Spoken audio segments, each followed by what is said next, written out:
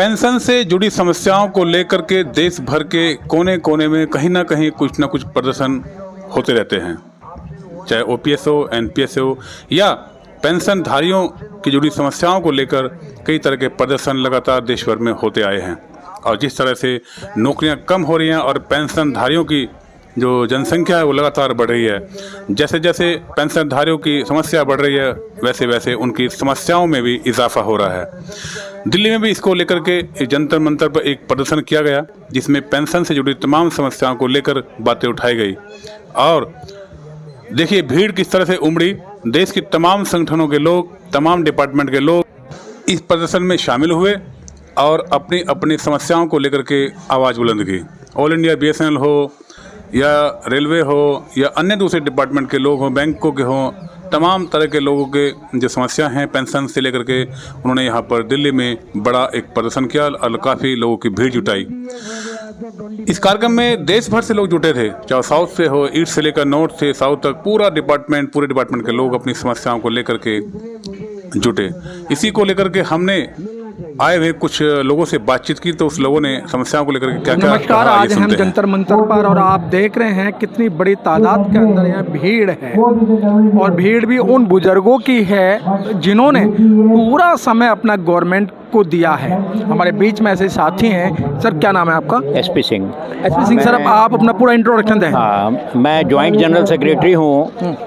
हमारी all India railway pensioners welfare federation है जिसका मैं जनरल सेक्रेटरी हूँ, जिसके 5 लाख से ज़्यादा मेंबर्स हैं जी। ये तो बहुत सर्वविदित है कि पेंशनर्स की संख्या आज कामगार की संख्या से कहीं अधिक हो गई है और आने वाले समय में इनकी संख्या और बढ़ती जाएगी। अभी यहाँ पर ये जो एक जॉइंट संगठन सारे भारतवर्ष से एकत्र हुआ है, सारे पेंशनर्स संगठन यहाँ पर एकत्र हुए हुए हैं और पेंशनर्स की समस्याओं का निदान कराने के लिए, अपना मेमोरेंडम देने के लिए, अपनी ताकत को प्रदर्शित करने के लिए यहाँ आपके बीच में है। डिमांड क्या है सर आपकी? मांग क्या है? अभी एक तो सबसे बड़ी बात आ रही है कि जो 60 साल के बाद 80 साल में 20% बढ़ता है, वो हमारा कहना ये है कि वो 5-5 साल के बाद 5-5% के हिसाब से बढ़ करके और 80% में 20% आए 80 वर्ष में। तो इस तरह से ये ऐसा एक समस्याएं इसमें क्रिएट हो रही हैं। ना तो पेंशनर्स के बारे में सोचा जाता है, ना पेंशनर्स की, क्योंकि पेंशनर्स को हमेशा दोयम दर्जे का माना जाता है कि भाई अब तो ये गया तो कोई बात नहीं, जबकि उसने अपनी जीवन का सारा स्वर्णिम पीरियड जो है वो आपके सरकारी सेवा में अपने आप को लगा दिया। आज हमें क्यों इस बुढ़ापे में या सीनियर सिटीजन होने के बाद हमें फिर भटकना क्यों पड़ता है? क्यों नहीं सरकार स्वयं इस बात का निर्णय लेती और इन समस्याओं का निदान करने का काम करती? आज एसपी सिंह जी, मैं आपको रोकूंगा। जिस तरीके से सरकार बार बार ये कह रही है कि हम यूपीएस दे रहे हैं और सरकार के पास इतना पैसा नहीं है, जैसे कि आपने अभी बताया कि कर्मचारियों से ज़्यादा पेंशनधारी हैं, तो सरकार के सामने कितना बड़ा बोझ है, कितना आर्थिक बोझ पड़ रहा है? ऐसा है, पेंशन कोई चैरिटी नहीं है, ये कोई दान नहीं है, ये अधिकार है।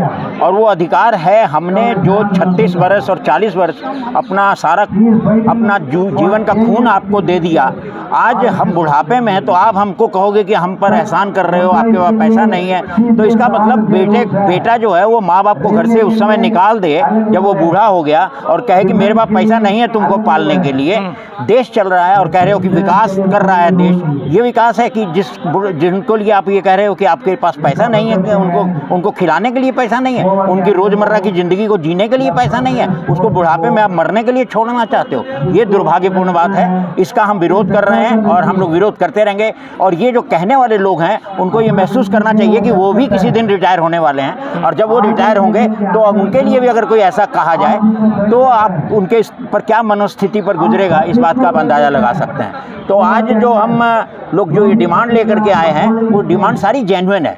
वो सारी चार्टर ऑफ डिमांड्स लिखी हुई हैं, वो सारी जेन्युइन डिमांड्स हैं और उन डिमांड्स का हमने पूरा करवाना है और हम निरंतर इसमें संघर्षरत रहेंगे।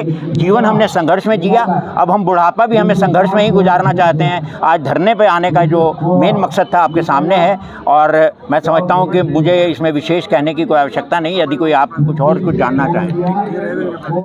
हमारे साथ एक और पेंशनधारी जुड़ चुके हैं। सर, क्या समस्याएं हैं, आप किन समस्याओं को लेकर यहाँ आए हैं? सर, मैं राजस्थान सवाई माधोपुर से आया हूँ।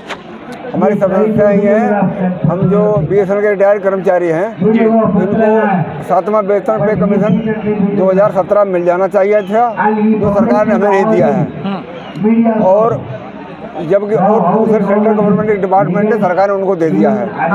अब हमारी डिमांड ये है कि हम लोगों सारे एवं 70 एवं हो गए हैं। तो राजेंद्र जी, आपके साथ ये धुमात क्यों हुई है? क्या और डिपार्टमेंटों को? हमारा नाम सुल्तान खान है, खान साहब। हाँ, खान साहब, ये आपके साथ धुमात क्यों हुआ? क्योंकि और डिपार्टमेंटों के लिए तो उन्होंने 7वां वेतन आयोग दे दिया और 8वें की तैयारी चल रही है। एक्चुअली हुआ क्या कि जब BSNL बना तो हम लोगों से ऑप्शन के फार्म भरवाए गए थे और अब हमारे जो लीडर्स थे वो तो मालिक को प्यारे हो गए हैं। कुछ बेचारे रूरल एरिया में थे, पढ़े लिखे कम थे।